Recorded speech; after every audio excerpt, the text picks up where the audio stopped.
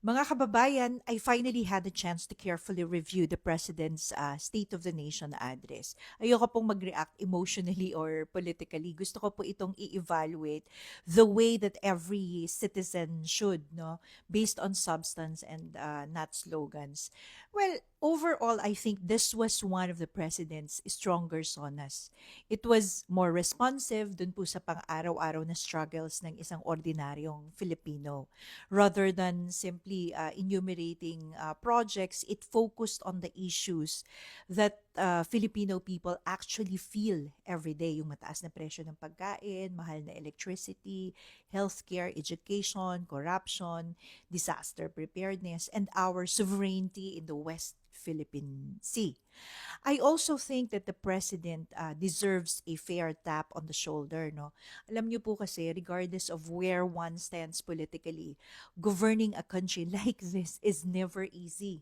Especially po if an environment is marked by political polarization, may economic uncertainty, may global conflicts, may natural disasters. And syempre, walang katapusan, relentless na public scrutiny.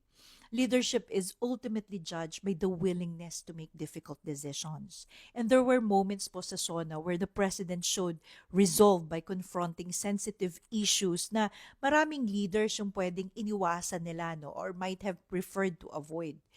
Whether one agrees with every policy or not, it is only fair to recognize the effort and the courage it takes to govern under such circumstances.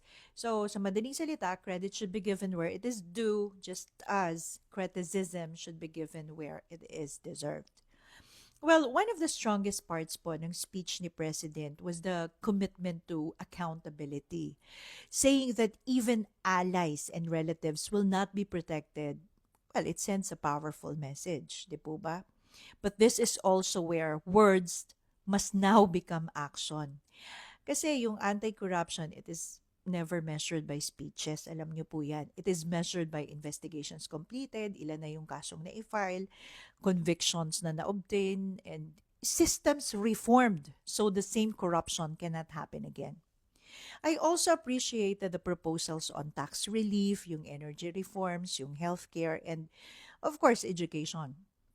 Well, these are practical policies that could genuinely improve the lives of many Filipinos if implemented effectively.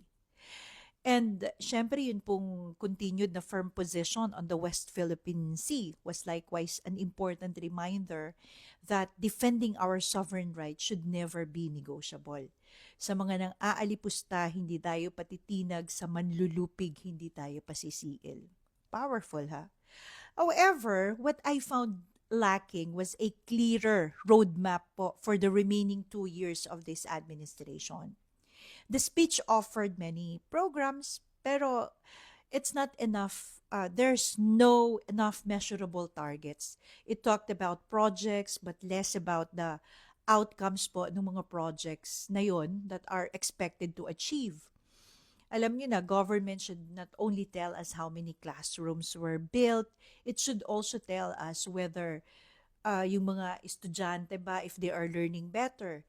It should not only announce investment, but it should show how many have actually become operational and created jobs.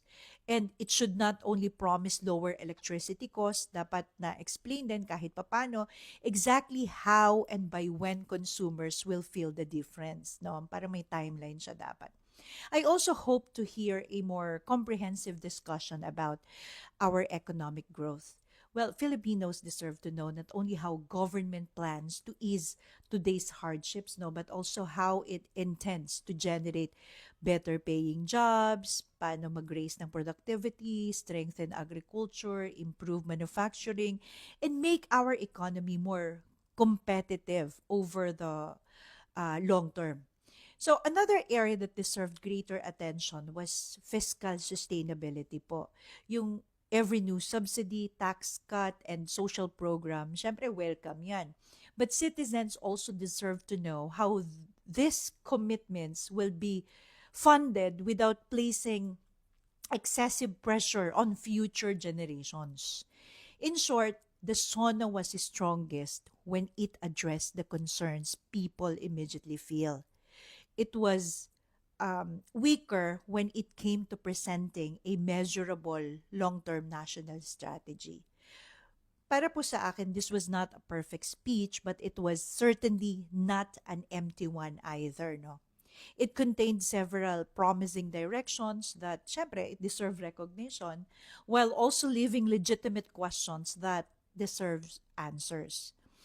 Kasi alam niyo in the end, the success of a SONA is never determined by the applause sa Congress Hall, no? Ng mga tao doon and then watching, people who are watching, it is determined by what happens outside it.